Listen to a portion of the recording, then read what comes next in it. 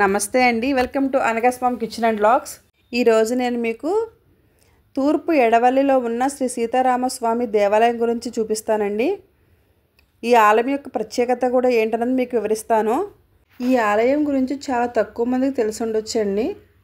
ఈ ఆలయం ఎక్కడుంటుందంటే చిన్న తిరుపతికి మద్ది ఆంజనేయ స్వామి గుడికి మధ్యలో ఉంటుందండి. అంటే ద్వారకా తిరుమల శ్రీ మద్ది ఆంజనేయ స్వామి ఆలయం మిడిల్లో ఉంటుందండి. ద్వారకా తిరుమల దర్శించుకున్న వారు ఈ ఆలయం కూడా వచ్చి దర్శించుకోవచ్చండి.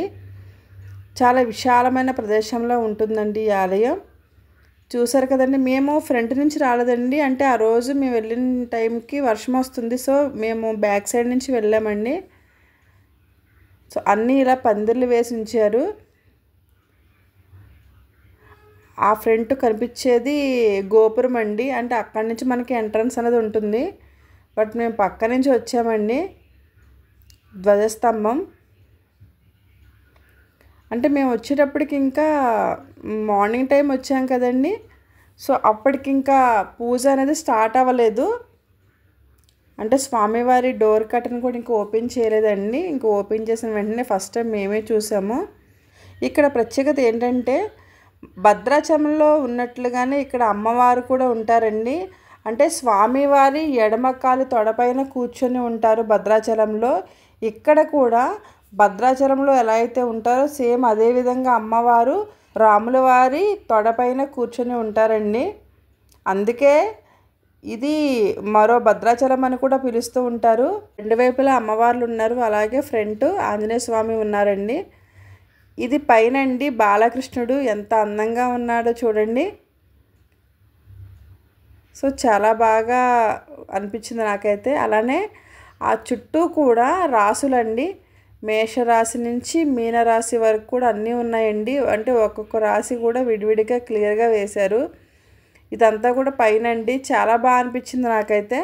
ఇదే విధంగా మనకి ద్వారకా తిరుమల చిన్న తిరుపతిలో కూడా మనం చూసాము. సో ఇక్కడ కూడా సేమ్ అదే విధంగా ఉందండి.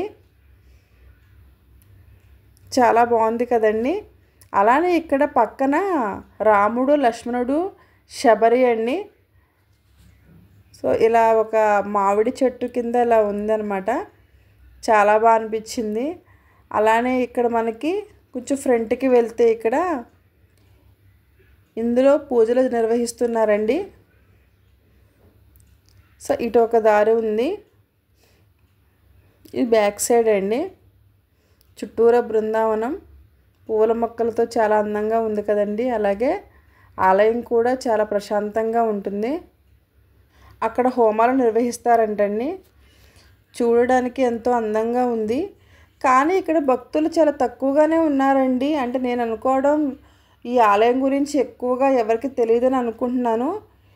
ఇది తూర్పు ఎడవల్లండి, ద్వారకా తిరుమలకి అలాగే శ్రీ మద్ది ఆంజనేయ స్వామి ఆలయానికి మధ్యలో ఉంటుంది.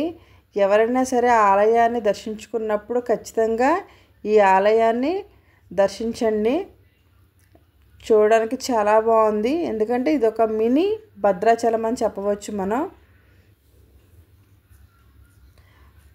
సో చూసారు కదండి ఎంత అందంగా శిల్పాలను చెక్కారో. చాలా బాగుందండి, చూసిన కొద్దీ చూడాలనిపిస్తుంది. ఓకే అండి, నా వీడియోస్ కనుక మీకు నచ్చినట్లయితే లైక్ చేసి షేర్ చేయండి, కామెంట్ చేయడం మాత్రం మర్చిపోవద్దు. అలానే ఎవరైనా నా ఛానల్ని సబ్స్క్రైబ్ చేసుకోకపోతే కనుక ప్లీజ్ సబ్స్క్రైబ్.